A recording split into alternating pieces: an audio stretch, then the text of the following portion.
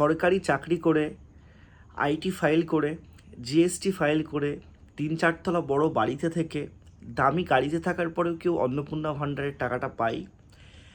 এদিকে হতদরিদ্র, যার মাথার উপরে একটা ছাদ নেই, যে দিন আনা দিন খাই, ঠিকমতো খেতে পারে না, সেই সব মানুষজন আবার টাকা পাচ্ছে না। এই অভিযোগটা পশ্চিমবঙ্গের প্রত্যেকটা জায়গায়, প্রত্যেকটা জেলায় প্রতিনিয়তই কিন্তু সবাই করে এসেছে যে ঠিকভাবে অন্নপূর্ণা ভাণ্ডারের ভেরিফিকেশনটা হচ্ছে না। যারা যোগ্য, যাদের একদমই দরকার, তারা টাকাটা পাচ্ছেন না, সেটা থেকে বঞ্চিত হচ্ছে। যাদের দরকার নেই, তারা ভুলভাবে ফর্ম ফিল আপ করে অসৎ উপায়ে কিন্তু টাকা পেয়ে যাচ্ছে। তা অবশেষে অন্নপূর্ণা ভাণ্ডারের এগেনস্টে একটা কিন্তু হাইকোর্টে জনস্বার্থ মামলা করা হয়েছে পশ্চিমবঙ্গ ক্ষেত মজুর সমিতির তরফ থেকে। কেন মামলাটা করা হয়েছে সেটা নিয়েই আজকের এই ভিডিওতে বলবো। তা অবশ্যই তোমরা চ্যানেলটা সাবস্ক্রাইব করে রাখো। আমি তোমাদের একদম অথেন্টিক কিন্তু আপডেট দিই।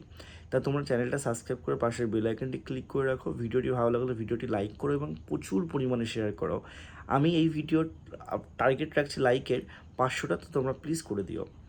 তা মামলাটা কেন করা হয়েছে তার একটা কথায় যদি উত্তর দেওয়া হয়, তার মেন কারণ সঠিক গাইডলাইনের অভাব, উপযুক্ত ভেরিফিকেশনের অভাব, এবং এই উপযুক্ত ভেরিফিকেশন না হওয়ার ফলে যাদের অ্যাকচুয়ালি দরকার এই অন্নপূর্ণা ভাণ্ডারটা, তারা কিন্তু সেখান থেকে বঞ্চিত হচ্ছে। তোমরা ইতিমধ্যেই জানো যে জুন মাসে অনেকেই কিন্তু ফর্ম ফিল আপ করে টাকা পেয়েছিল না, এবং জুলাই মাসের 1 তারিখে যখন আমাদের রাজ্যের মাননীয় মুখ্যমন্ত্রী তিনি ঘোষণা করেছিলেন যে 1,22,00,000 অ্যাকাউন্টে টাকা পাঠানো হচ্ছে, এবং 27 লক্ষ মানুষকে, শুধুমাত্র যারা এসআইআর টার্মিনালে নেই, বা বলা চলে এসআইআর লিস্টে যারা নাম বাদ গেছে, যারা ভারতীয় নাগরিক না, তাদের কোনো সুযোগ সুবিধা পাবে না। কিন্তু 1 তারিখে যখন টাকাটা ছাড়া হয়, সেখানে দেখা গেছে যে ম্যাক্সিমাম মানুষ টাকা পেলেও কিছু পার্সেন্টেজ মানুষ এরকম আছে যারা যোগ্য, তারা কিন্তু টাকা পায়নি। এবং তারপর তোমরা সবাই দেখতে পেয়েছো যে কোনো নির্দিষ্ট গাইডলাইন ছিল না অ্যাকচুয়ালি অন্নপূর্ণা ভাণ্ডারের যে যোগ্যতা, সেই যোগ্যতাটা কী।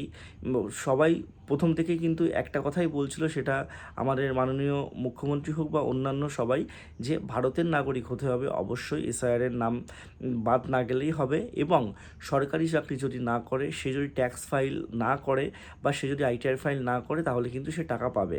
ঠিক আছে, কোথাও কিন্তু অফিসিয়ালভাবে এটা বলা ছিল না যে পাকা বাড়ি থাকলে সে পাবেন না, বা গাড়ি থাকলে পাবেন না, এরকম কিন্তু কোথাও বলা ছিল না। তা সেক্ষেত্রে অনেক মানুষের কিন্তু রিজেক্ট হয়ে গেছে ফর্মটা, এবং তারপরে এখন সেটা আন্ডার প্রসেস বা আন্ডার ইনকোয়ারিতে আছে। তাই এই সমস্ত কিছু নিয়েই কিন্তু একটা পিআইএল ফাইল হাইকোর্টে হয়েছে, এবং হাইকোর্ট থেকে বলা হয়েছে মানে সরকারকে যে 21শে জুলাইয়ের মধ্যে যাতে তারা জবাবদিহিটা করে। ঠিক আছে, এবার সরকারের যে উকিল স্যার সুরজিৎ নাথ, তিনি কিন্তু বলেছেন যে এই যে অন্নপূর্ণা ভাণ্ডারের যারা এসআইআর বাদ গেছে সবাই না, যারা টার্মিনালে আছে, ঠিক আছে, এবং তারা যদি অ্যাপ্লাই করে থাকে, সেইটার যদি সার্টিফিকেট দেখাতে পারে, তারা কিন্তু টাকা পাবে। কিন্তু বিষয়টা দেখা গেছে এরকমই যে উপযুক্ত ভেরিফিকেশন না হওয়ার ফলে যাদের অ্যাকচুয়ালি চাকরি করে, যেসব মহিলারা বা যারা 4 চাকা গাড়ি আছে, যারা গাড়ি ঘুরে চলছে, যাদের টাকার দরকার নেই, তারা টাকা পেয়ে যাচ্ছে, কিন্তু হতদরিদ্র মানুষরা কিন্তু টাকাটা পাচ্ছে না। তা সেই কারণেই এই ফাইলটা করা হয়েছে। কিন্তু এদিক থেকে আরেকটা ইনফরমেশনে উঠে আসছে, 4 তারিখে পোস্ট ডিস্ট্রিবিউশন বা পোস্ট মানি ডিস্ট্রিবিউশনের পরে কিন্তু মুখ্য সচিব একটা বৈঠক করেছেন, এবং বৈঠক করার পরে তোমরা সেই নোটিশটা সবাই দেখতে পেয়েছো। সেখানে আমি ডিটেলসে তোমাদের ভিডিও করে দেবো যে 28 লক্ষ মানুষের যে নাম বাদ, সে বাদটা কিন্তু দেওয়া হয়েছে 3টে কারণে। একটা হচ্ছে 3টের বেশি পাকা বাড়ি যাদের আছে, যারা জিএসটি ফাইল করে, এবং যারা হচ্ছে আইটি ফাইল করে, তারা কিন্তু এই অন্নপূর্ণা ভাণ্ডারের টাকাটা পায়নি। কিন্তু আমাদের রাজ্যের মাননীয় মুখ্যমন্ত্রী বারবারই কিন্তু বলে এসেছেন যে যারা এসআইআর থেকে বাদ গেছেন, তারা কিন্তু এই টাকাটা পায়নি। তা অনেক রকম কিন্তু এখানে মানে মতের পার্থক্য দেখা যাচ্ছে, সেই কারণে মানুষ প্রচণ্ড পরিমাণে বিভ্রান্ত হচ্ছে। যারা ঠিকভাবে ফর্ম ফিল আপ করেছে, তারা টাকা পাচ্ছে না বলে বিভিন্ন জায়গায় মানুষ কিন্তু বিক্ষোভ দেখাচ্ছে।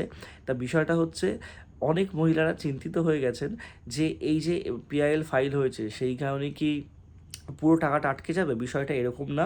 মুখ্য সচিব কিন্তু এটা বলেছেন যে 15 তারিখের মধ্যে একদম মানে 7 দিনের মধ্যে যত আন্ডার ইনকোয়ারি বা আন্ডার তো প্রসেস দেখাচ্ছে যেসব তোমাদের আইডিগুলো বা যেসব তোমাদের উপভোক্তার যে অ্যাপ্লিকেশন স্ট্যাটাস, তাদের ভেরিফিকেশন করে সবাই যাতে টাকা পায়, উপযুক্ত মানুষ যাতে টাকা পায় সেটার ব্যবস্থা করে দিতে। এবার বিষয়টা দেখা যাক যে সরকার এরপরে কী পদক্ষেপ নেয়, কীভাবে তারা যে ফেক যে আবেদনকারী যারা আছে তাদেরকে আটকে দিতে পারে, সেটাই কিন্তু দেখার।